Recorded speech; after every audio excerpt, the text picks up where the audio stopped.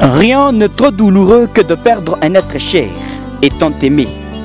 Voici qu'aujourd'hui la famille, les amis et connaissances pleurent et cherchent ce visage qu'on ne verra plus jamais dans ce monde de Zima.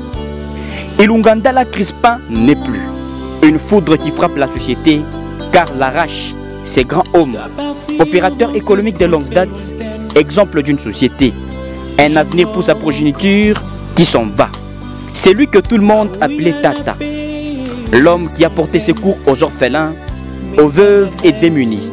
La mort est l'éternel paradoxe, le sublime équinoxe. Pendant qu'il s'était rendu à Lubumbashi pour payer sa marchandise, Ilungandala Crispin rentre en cercueil. Une mort surprise, le jeudi 12 mars 2020, des suites d'une courte maladie.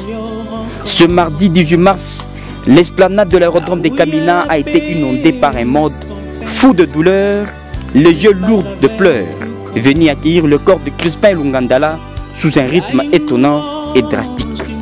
C'est un cortège qui pleure jusqu'à la résidence du défunt où le corps a été exposé avant de l'amener 24 heures après, soit le jeudi 19 mars, à la paroisse Lève-toi et Marche de l'église CPNK, où Crispin a construit sa vie pendant son vivant pour un culte de requiem.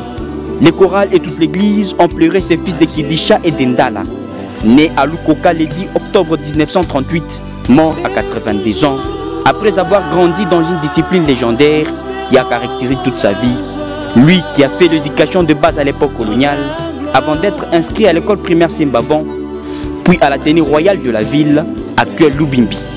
Cette formation a fait de lui un homme bien, commerçant dès son jeune âge à 19 ans jusqu'à 82 ans. Un homme sur qui chacun émet des témoignages selon ses relations et circonstances. La prédication du jour démontre que, quelle que soit la façon dont l'homme l'envisage, jeunes et vieux, la mort à chaque instant est dans nos mains. Et garde toujours le titre qu'on lui donne et les reflets qu'on lui envoie. Et là-bas, la mort est mauvaise joueuse car arrache des valeurs et encadreurs. Ses parents, qui a laissé 2 veuves, 22 fils orphelins et plusieurs petits-fils, étaient un exemple pour ceux qui l'ont connu et pouvaient encore nous être utiles. Ce jour est un moment où le silence et le froid règnent en maître dans la famille Ilungandala et dans la société, car regarde Crispin Ilungandala pour la dernière fois, pas assis ou marchant, mais endormi. La mort est terrible.